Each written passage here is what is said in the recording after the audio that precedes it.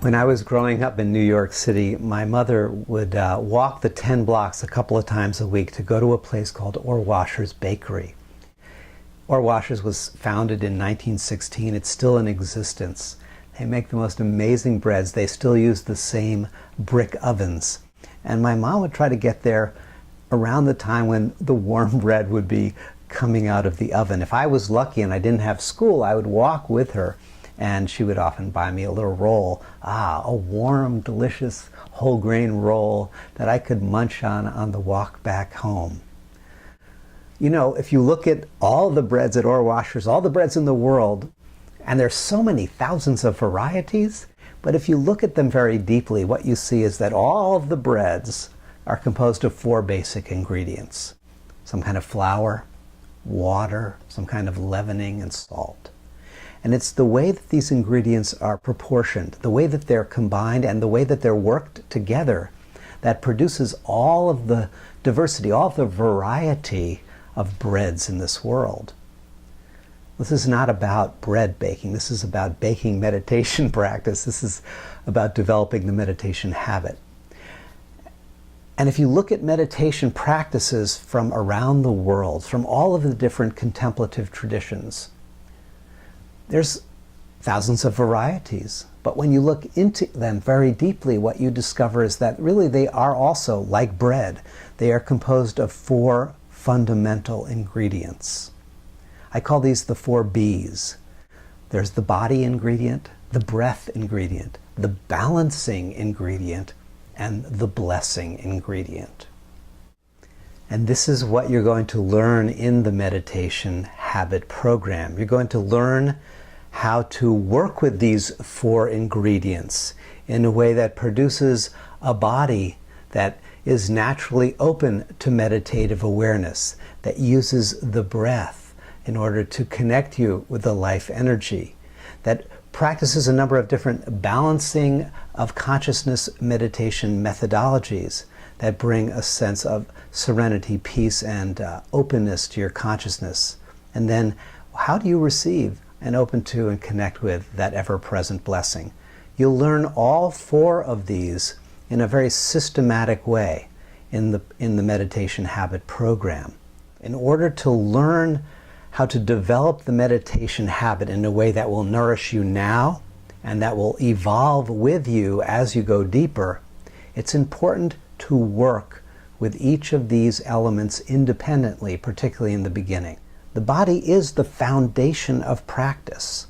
Understanding how to work with your body in a way that untangles the knots of habitual tension.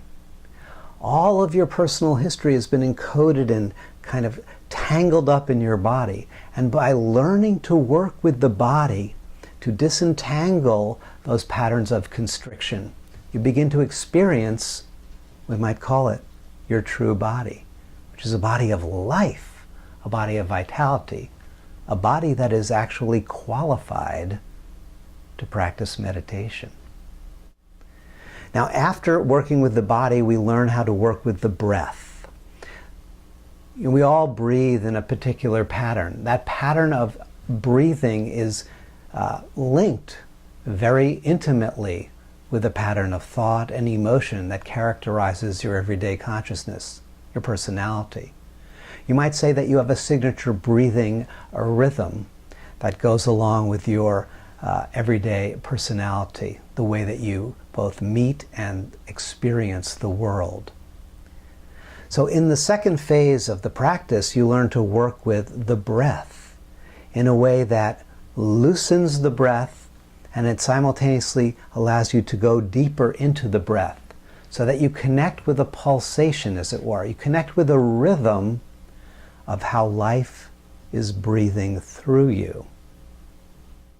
Now, in many traditions, in many languages, of course, the very word for breath is the same as the word for spirit. Because the breath is that connection, that doorway, that when we enter it, brings us into a inner state of communion. As tensions are released from the body, as constrictions evaporate from the breath, there's a natural movement of awareness inward. There's an inturning of consciousness.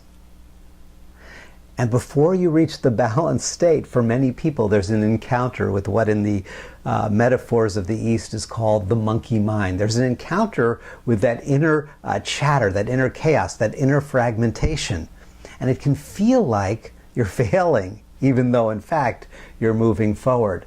But that feeling of failure causes many people at this point to stop practicing, to short circuit their development of the meditation habit. Why? Because they really don't know how to work with these four ingredients in a way that will allow them to artfully combine them and to bring a balance to the monkey mind.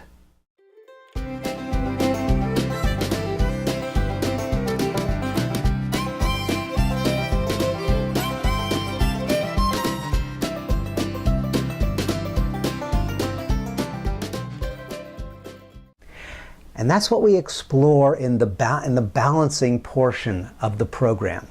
I'll teach you in the balancing portion how to engage in what I'd like to call skillful experimentation. You might even think of it as mindful experimentation.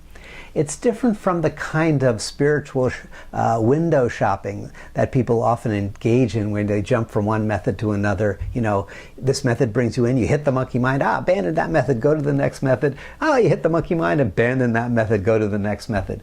Now, that actually just exacerbates the issue. In the meditation habit program, you learn how to engage in skillful experimentation. This is very important when you're learning to bake bread and when you're learning to bake your meditation practice. Skillful experimentation allows you to practice a designed sequence of methodologies so that you can discover the kind of meditative bread that is most nourishing to you, and so that you can learn how to bake that bread for yourself. So that's the third B, learning how to balance consciousness. And as you begin to balance, as you begin to approach balanced consciousness, you reach a threshold. You really reach an initiation point that opens you to an experience of a new world. It's the same world that you live in now, but it's now being infused with radiance, presence, beauty. And now you've moved to that fourth B, which is the blessing phase of meditation. In this blessing phase, having worked with the body to create a body that is at full attention without tension, having communed with the breath to make contact with the fundamental pulse of life itself, having turned inward and balanced consciousness so that you're neither leaning outward, you're not leaning inward. You're not engaged in hoping, you're not engaged in fear. You're simply present in a way that is very grounded, very real, very open. This brings you to the blessing phase of the meditation practice, where you then are touched and touch what I like to call the wisdom heart. This experience is both very personal and intimate, and at the same time very universal. It's something that cannot be truly predicted, but it's something that is prepared for through working with the body, with the breath, and the balancing methodology. You're prepared to open and receive what? Receive that which you need to receive. In the spiritual literature of the world, it is often said that, when you reach this blessing point, when you touch the wisdom heart, if you were afraid, then you're filled with confidence. If you're doubtful, then you are filled with clarity. If you are agitated, then you're filled with peace. In other words, whatever quality, whatever awareness, whatever ingredient will balance your being, that is what comes into your consciousness very fully, very organically, very effortlessly. If you're ready to bake the bread of meditation and enjoy the walk on your path, as I did when I was a young child, munching that wonderful warm roll, I invite you to enroll in the program today.